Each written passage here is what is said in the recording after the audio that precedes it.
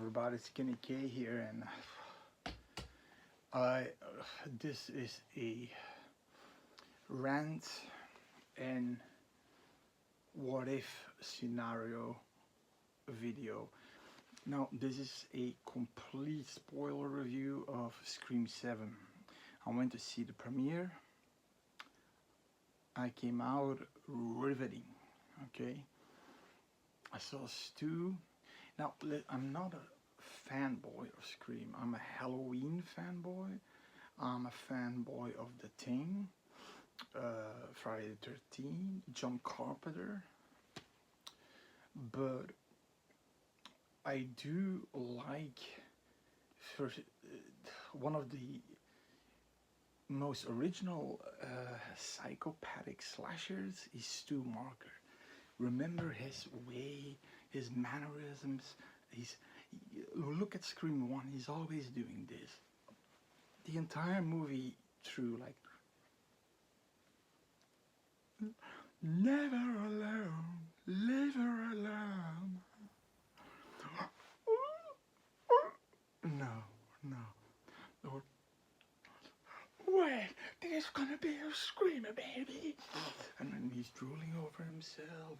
I'm feeling a little bit woozy here. I mean, all those mannerisms. That made him kind of unique to me. I'm not sure. He was the opposite of Billy Loomis. And I was kind of excited because 5 was already saying, well, maybe, that seems weird that they're mentioning Marker's name, and and then 6, they laid it so thick on that yeah, this is, and I'm still saying Dewey was killed not by a 60-pound fucking 90-pound fucking small girl. It was a big guy, and he wasn't manhandled by that girl. And the fact that he said it was an honor. The 6th one should have had Gale dead. Don't have anything against Gale, but it's time to get rid of Gale. And that was also Stu, in my opinion, because the only killer left then, again, was maybe a 70-pound girl. That small, the slut of the movie that was killed supposedly in the bedroom. Remember, that was the only one left, and she threw a big NFL player with muscle like these through a Play-Doh glass. Fuck that. And again, bigger, wider killer. Bullshit.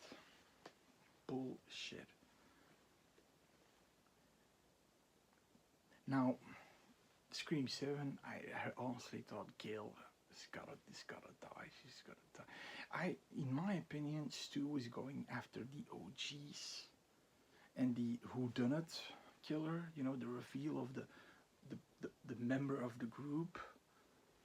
He's going after the rest, or he or she is going after the rest. And I had this entire thing in my head because you see in the cast that Roman was going back, Billy, Matthew Lillard, and I thought, and Dewey, I thought, here's the ending. We get the 2 killers, we get a beaten down Sidney, maybe with her daughter Tatum, and they're standing there, and the 2 ghost faces in front of them. One reveals himself or her, saying why he or she kills. Other ghost face slices that one's throat. Flashback. We go to Stu Marker's place in Scream 1. Never forget, we know in Scream 3 that who was the mastermind of the entire setup of that, what's his name, Cotton Wary, that he went to jail for the murder of Sidney Prescott's mom. Roman set that up, and he knew Billy hated her because his mommy left. So he came up with a deal, but Roman didn't want that mom dead. He wanted his half sister dead. So he said, "Find yourself muscle, Stu, and I'll set everything up in place. You just slaughter her. Live yourself out." They kill her, gut her, whatever. They come out scot-free. But he says, after this, in a year, you're going after Sydney. That's my request. So when the entire thing, this is the flashback, right? So it's still in the flashback. The Stu Marker massacre. So if you can see the house, it was a gigantic house. Around there, nothing. They were in Bumville, nowhere. I mean, what the hell was there was nothing to see there, but except trees and meadows, and he's looking from a distance with his binoculars. He's seeing that. He's not gonna not be there. He's gonna look at that. I'm 100% sure he was there for the mom, and he's there for the sister, half sister. He hears shots. He looks. He sees Sydney, Gail, Randy, maybe me, a wounded Dewey coming out. He's like, "Fuck, shit hit the fan." He's going super fast to the I can call it a mansion. So that the house was gigantic. He's going to the house, right? And before the cops come, and he wants to go to the house. Why? Because he wants to find something that can link him to him, you know? And then he hears that a weird stew-like cough, like like that. You see, Stu is alive. He takes him with him. He takes care of him, hides him, and says, "Okay, listen, if my plan fails, you take revenge, okay? Now it's my time to go after Sydney. If my plan doesn't succeed, you go after Sydney." Because the guy lay dormant for 16 years then, right? And then we get the reveal. Surprise, Sydney. Like that, you know? Boom. Isn't that a good ending? Isn't that a good ending? I mean, Williamson had that alternative ending filmed where Stu was the killer. He showed it to this screening audience, and they said, "Nah, it's better that he's dead." Fuck you, pieces of shit. Why do the effort in 5 and 6 then? Please, why?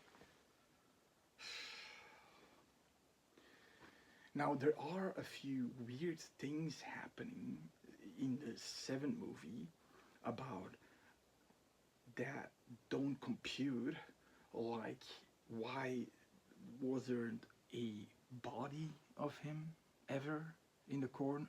Why didn't they had his body in the coroner's office after the massacre? There was also a moment where you see he's more scarred than another moment. But there are 2 moments where you think it's kind of different, and information that's weird. Are these 3 fucking idiots that are the killers so elaborate that they even stole papers from the coroner's office and did that, and then basically wiped out Stu Marker's existence? And there you have, I mean, deep fake.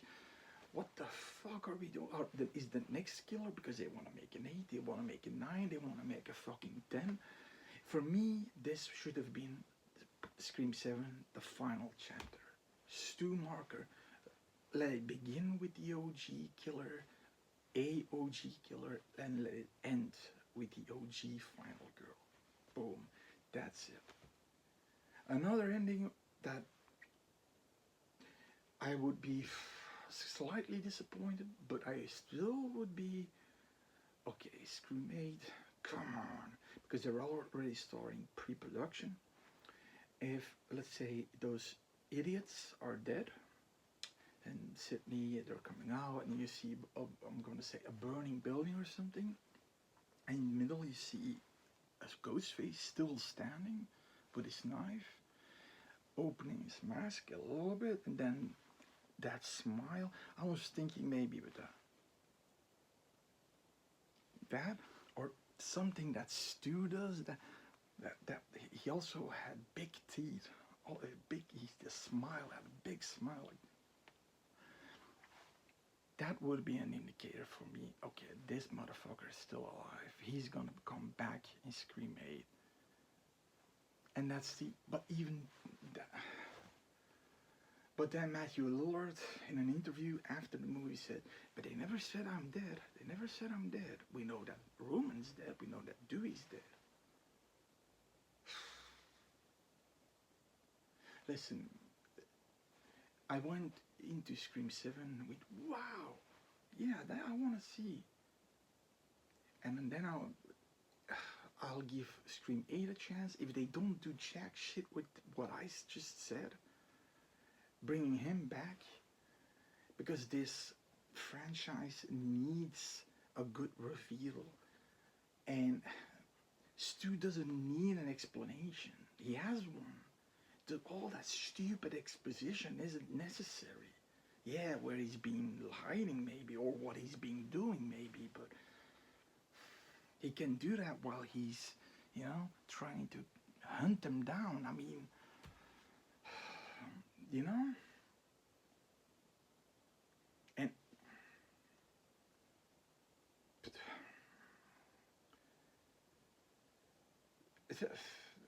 they spit on Wes Craven, They spit on Wes Craven, really, they do. And it's not Kevin Williams, was let me write that bitch. Let me write that Lex movie. Fuck.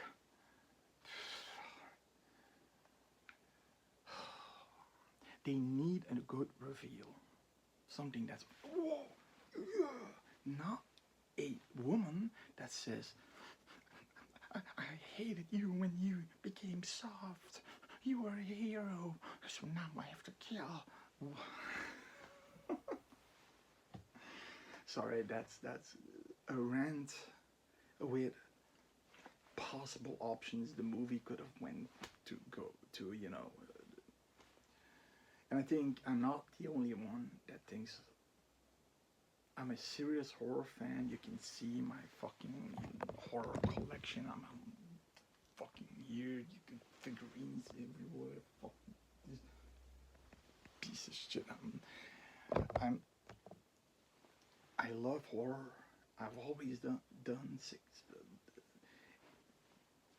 And then they gave you this.